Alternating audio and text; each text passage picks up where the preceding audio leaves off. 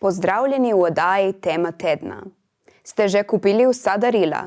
Če nimate časa, da bi se odpravili do nakupovalnega centra, si lahko delo olajšate s spletnim nakupovanjem.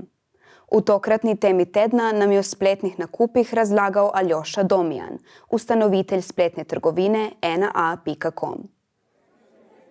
Bližajo se prazniki, kar pomeni, da ljudje mrzlično tekajo po nakupih, da bodo lahko obdarovali svoje sorodnike in prijatelje.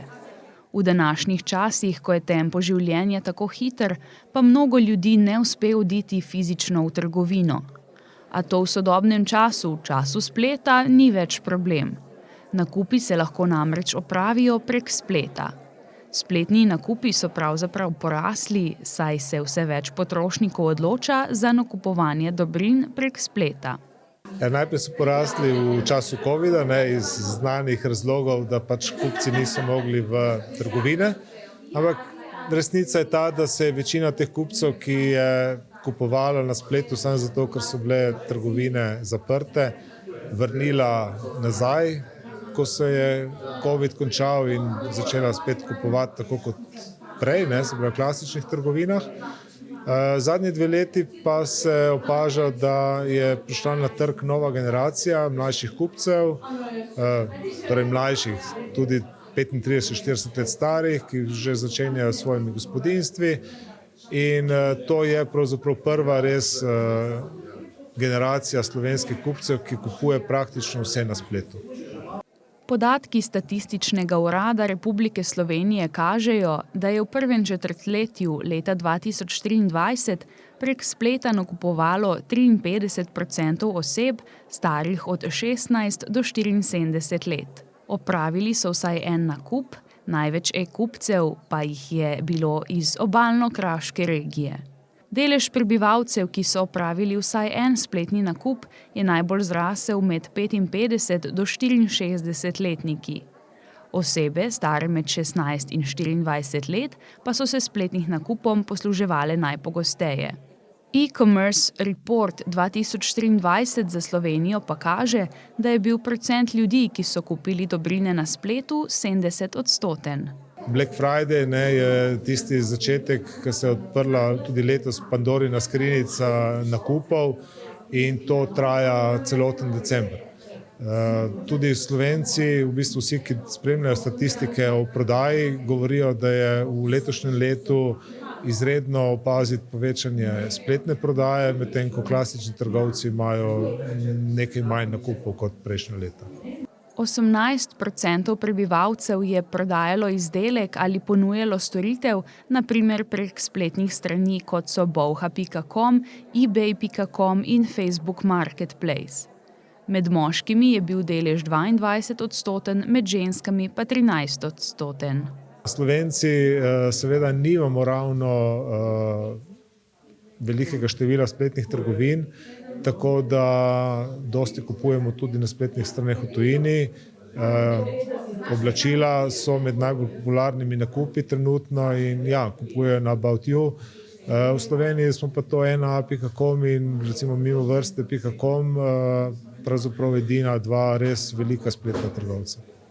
Ker smo v Sloveniji zelo omejeni na svoj trg, k nam prihaja ogromno robe iz tujine.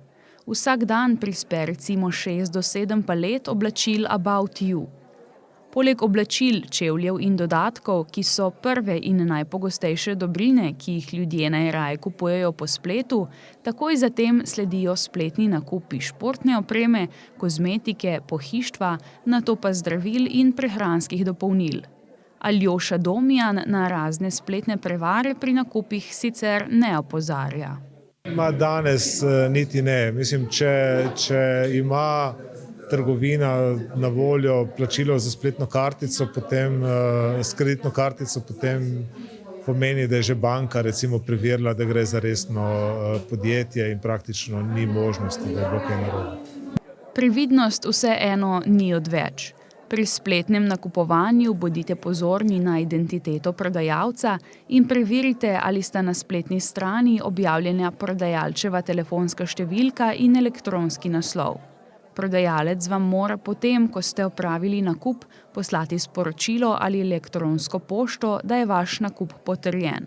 V primeru težav se lahko obrnete tudi na Evropski potrošniški center v Sloveniji. Posebej so na udaru spletne prevare pri nakupih prehranskih dodatkov in zdravil. Kakšne učinkovite zaščite tukaj pravzaprav ni. Tukaj se mora pač vsak nekako odločiti oziroma vedeti, da ni vse zlato, kar se sveti, bom rekel. Se pravi, ne smete direkt zaupati oglasom, ko jih vidite, ampak zmeraj je treba malo se mogoče nazaj malo ustaviti, pa malo razmisliti, zakaj to nekdo prodaja. Sploh pa recimo teh čudežnih pripomočkih, zdravilih, tukaj govorimo, ki ne vem, ali pomagajo pri revmi, ali čistijo ledvica, ali odpravijo gluhost, mislim, kakšni so res taki zelo bizarni, ampak spletna stran, ki je pač to reklamirajo, zgleda zelo legitimna. Oni v bistvu tudi kopirajo slike kakšnih zdravnikov, pa spodaj napišejo mnenja uporabnikov, ampak tukaj se je treba zavedati, da tista mnenja so v bistvu oni sami napisali, tukaj ne gre za prava mnenja. Spletni nakupi pa imajo kar nekaj prednosti.